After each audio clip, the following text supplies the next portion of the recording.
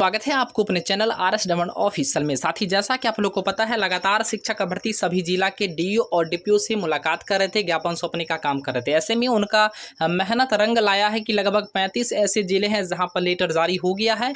मात्र 2 से 3 ऐसे जिले हैं जहां पर लेटर जारी नहीं हुआ है। जल्द ही रिक्ति के संदर्भ में वहां भी लेटर जारी हो जाएगा।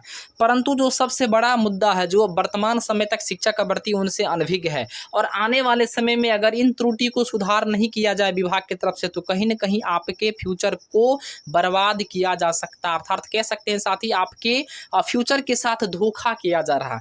आइए साथी जानते हैं, कहीं आपके जिले में भी तो इस प्रकार के लेटर में समस्या तो नहीं है? कहीं आपके जिले में भी जीरो रिक्ति तो आने वाला नहीं है? क्या ग्राउंड लेवल पर जो काम किया जा रहा है, ग्राउंड लेवल पर जो समस्याएं आ रही है, लगातार शिक्षक भर्ती के फोन्स और मैसेजेस भी मेरे नंबर पे आ रहे हैं। इसके अलावा हमारे जो विशेषज्ञ टीम है, जो लगातार शिक्षा विभाग के सभी लेटरों को पढ़ने का काम कर रहे हैं और साथ में ही उनकी जो त्रुटियां हैं, जो उनकी कमियां हैं, उन कमियों को लगातार शिक्षक भर्ती के सामने पेश करने के लिए लगातार प्रयास किया जा रहा है। ऐसे में साथी जानते हैं, कहीं आपके साथ भी तो धोखा नहीं हो रहा है? कहीं आपके जिले में भी तो ऐसा लेटर जारी नहीं हुआ है? आइए साथी बात करते हैं इस वीडियो में, लेकिन इससे पहले साथी एक छोटा सा रिक्वेस्ट भी होगा आपसे। अगर आप चैनल पर नए हैं तो जरूर चैनल को सब्सक्राइब कर ले और बेल आइकन को जरूर प्रेस कर ले और साथ में ही वीडियो के अंत तक जरूर बने रहे, चूंकि हमारा उद्देश्य यही है कि बिहार के उन सभी शिक्षक का भर्ती जो विगत 3 वर्षों से अपने सीटेट बिटेट स्टेट उत्तीर्ण करके बिहार की शिक्षा विभाग को बेहतर भविष्य बनाने हेतु, शिक्षा व्यवस्था को बेहतर भविष्य बनाने हेतु अपना अपने उद्देश्य को लेकर के लगातार प्रयासरत है। ऐसे में कहीं न कहीं ज़्यादा से ज़्यादा संख्या में शिक्षकों की बहाली होती है तो कहीं न कहीं बिहार का शिक्षा व्यवस्था ही सुधरेगा नहीं, बशर्ते बिहार में गुणवत्तापूर्ण शिक्षा की बात भी आसानी से की जा सकती है। ऐसे में साथी आइए कि आखिर क्या कुछ मुद्दा है, क्या कुछ मामला है जिसको लेकर के लगातार ग्राउंड लेवल पर समस्याएं आ रही है। साथ ही जैसा कि आप लोग ऊपर में देख पा रहे होंगे, यह लेटर जो है कार्यालय जिला शिक्षा पदाधिकारी किशनगंज के माध्यम से प्रेषित किया गया था, अर्थात डिस्ट्रिक्ट प्रोग्राम ऑफिसर के माध्यम से प्रेषित किया गया था। साथ ही यहाँ पर प्रेषक में आप स्पष्ट रूप से देख पा रहे होंगे कि जिला कार्यक्रम पदाधिकारी किशनगंज, और यहाँ पर सभी बीओ को यह लेटर प्रेषित किया गया, अर्थात भेजा गया। ऐसे में यहाँ पर जो सबसे महत्वपूर्ण चीज है जिस पर ध्यान देने की सकता है, उसको साथ ही मैं आपको बताने का प्रयास कर रहा हूं। आप लोग शायद देख भी रहे होंगे, यहां पर स्पष्ट रूप से साथ ही लिखा हुआ है कि प्रारंभिक शिक्षक नियोजन 2022-23 हेतु, बिल्कुल सही है कि 2022-23 हेतु यानी 7वां चरण के लिए दिनांक 17/7/19 से लेकर के 31/5/2022 तक सेवानिवृत्त, मृत या त्याग पत्र एवं अन्य कारण से होने वाले रिक्ति संबंधी आंकड़ा उपलब्ध कराने के संबंध में। यानी साथ ही यहाँ पर स्पष्ट से लिखा हुआ है कि जो प्रारंभिक शिक्षक की बहाली 2022-23 में होने वाली है, अर्थात हो रही है, ऐसे में 17 जुलाई से लेकर के 31/5/2022 तक जो भी शिक्षक साथी जो है विद्यालय में रिटायर हो गए हैं या कह सकते हैं मृत हो गए हैं या किसी भी कारण से रेजिग्नेशन दे दिए हैं, तो ऐसे में उनके जो खाली पद हैं, उन सभी खाली पदों को गणना करके विभाग को भेजने का काम करें। लेकिन साथ ही आपको शायद पता होगा कि जब कभी भी शिक्षकों की बहाली आती है तो वहां यह देखा जाता है कि जिस समय तक जो एक डेडलाइन लिया जाता है, अर्थात डेडलाइन यहाँ पे स्पष्ट है कि 31/5/2022, इससे पहले जितनी सारी रिक्तियां होती है सभी रिक्तियां को कैलकुलेट की जाती है। अर्थात कह सकते हैं साथ ही कि शिक्षक और छात्र के अनुपात को वहां पर देखा जाता है कि आखिर जो है शिक्षकों की संख्या कितनी है और नंबर ऑफ स्टूडेंट्स कितने हैं।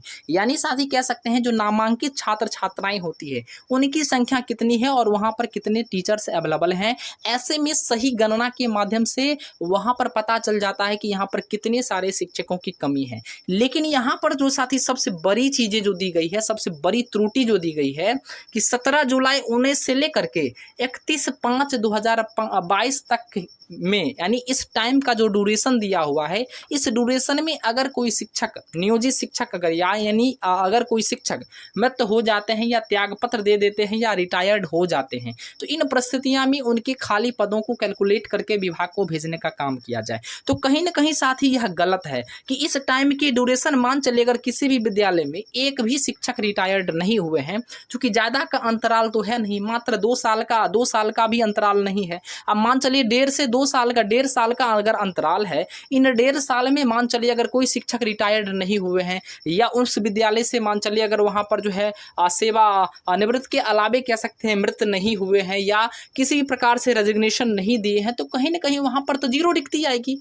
इन सब बातों को समझने की आवश्यकता है, क्योंकि यह टाइम ड्यूरेशन मात्र 1.5 से 2 साल के बीच में दिया हुआ है। और आप जरूर आप आंकड़ा लगा ले सकते हैं कि आपके बगल में भी विद्यालय होगा। लगभग अगर 1.5 से 2 साल का अगर आंकड़ा लिया जाए तो बहुत सारे मैक्सिमम्स में आपको कह रहा हूँ ऐसे विद्यालय हैं जहाँ पर एक भी शिक्षक रिटायर्ड नहीं हुए हैं। तो ऐसे में कहीं ना कहीं वहाँ तो रिक्ति जीरो आएगी, क्योंकि इनके लेटर में ही यहाँ के जो डीपीओ है, डिस्ट्रिक्ट प्रोग्राम ऑफिसर, इनके माध्यम से गलत तरीके से लिखा गया है। यहाँ पर इनको स्पष्ट रूप से देना चाहिए साथी कि 31/5/2022 तो डेडलाइन बिल्कुल सही है, लेकिन यह जो डेट वो मेंशन कर दिए हैं कि इस 19 से लेकर के 22 के बीच में, अर्थात मात्र 2 साल का अंतराल है, 2 साल से भी कम का अंतराल है। तो कहीं ना कहीं इसके बीच में अगर कोई भी शिक्षक साथी अगर रिटायर्ड नहीं हुए हैं, मृत नहीं हुए हैं या कह सकते हैं रेजिग्नेशन नहीं दिए हैं, तो कहीं ना कहीं उनके खाली पद तो होंगे नहीं। और जब खाली पद ही नहीं होंगे, रिक्ति ही नहीं होंगी, तो रिक्ति की संख्या जीरो भेजी जाएगी। और जब रिक्ति की संख्या ही जीरो भेजी जाएगी तो आप ही बता दीजिए कि आपकी बहाली कैसे हो पाएगी, कम मेधा अंक वाले शिक्षक अभ्यर्थियों की बहाली कैसे हो पाएगी। कहीं न कहीं यह विभाग की तरफ से, डिस्ट्रिक्ट प्रोग्राम ऑफिसर किशनगंज की तरफ से यह बहुत बड़ा धोखा शिक्षक अभ्यर्थियों के साथ किया जा रहा, और यही कारण है कि उस जिला के माध्यम से जो है वहाँ पर जीरो रिक्ति भी देखने को मिल रहा है। तो कहीं न कहीं साथ ही यह त्रुटि सबसे बड़ी त्रुटि है, और इसको इग्नोर करना कहीं न कहीं शिक्षक अभ्यर्थियों के भविष्य के साथ यह जो है गलत हो सकता है। आइए साथ ही इसके अलावा अन्य कई जिले के भी लेटर हमारे पास है, मैं आपको दिखाने का प्रयास कर रहा हूं। यहां पर आप लोग देख पा रहे होंगे, यह जो है साथी कार्यालय जिला शिक्षा पदाधिकारी औरंगाबाद के माध्यम से है।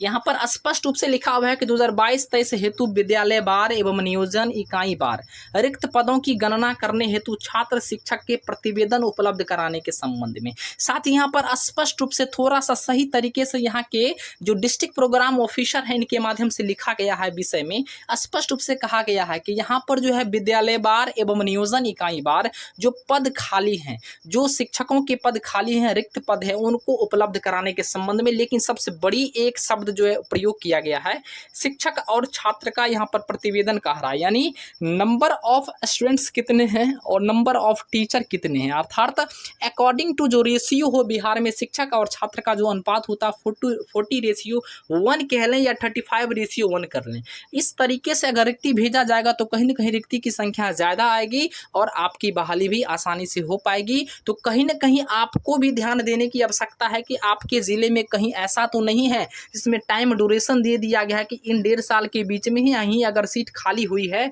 तो ही आप जो है इसमें रिक्ति भेजने का काम करें। ऐसे में दरभंगा जिला का भी लेटर हमारे पास साथी है, यहाँ भी बहुत ही अच्छे तरीके से लिखा हुआ है कि पंचायती राज संस्था एवं नगर निकाय संस्था के अंतर्गत प्राथमिक एवं मध्य विद्यालय में मूल कोटि व स्नातक कोटि के शिक्षक के उपलब्ध रिक्त पदों को गणना करते हुए प्रतिवेदन समर्पित करने के संदर्भ में यहाँ भी मुख्य रूप से सही तरीके से लिखा गया है, लेकिन कहीं से कोई जो है टाइम ड्यूरेशन नहीं है। लेकिन यह टाइम ड्यूरेशन मात्र 1.5 साल का दिया हुआ। बता दीजिए 1.5 साल के अंतर्गत अगर किसी भी विद्यालय में शिक्षक अगर जो है वहाँ से सेवानिवृत्त नहीं होते हैं या मृत नहीं होते हैं या कह लें साथी जो है वहाँ से रेजिग्नेशन नहीं देते हैं, तो कहीं ना कहीं उस विद्यालय में जीरो रिक्ति आएगी। और जब जीरो रिक्ति आएगी तो बिहार के सभी जिले पर यह प्रभाव पड़ेगा। चूंकि ये किशनगंज एक छोटा सा जिला जरूर है, लेकिन यहाँ पे संख्या कह सकते हैं कम है, वो नहीं है।